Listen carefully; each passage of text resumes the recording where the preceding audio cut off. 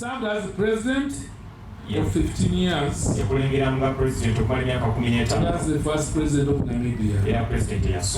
This is the person whom we are celebrating his life. We want to praise God for his life. We want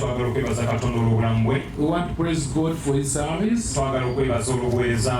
We want to praise God for all those who enabled him to serve up to the end. And as we celebrate his life, let us continue to remember his family and the government of Namibia, remembering the president of Namibia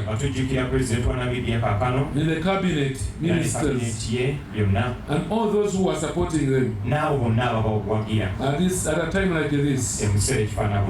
Nga basibula tata wegwanga eryo. As they finally bid well to the father of the nation. Mukama abanyweze okolowanga obulungi ate nabo okutuusa obuweereza ku nkomerero nga bawanguzi n'obukirawo. Download the app on App Store or Google Play Store now.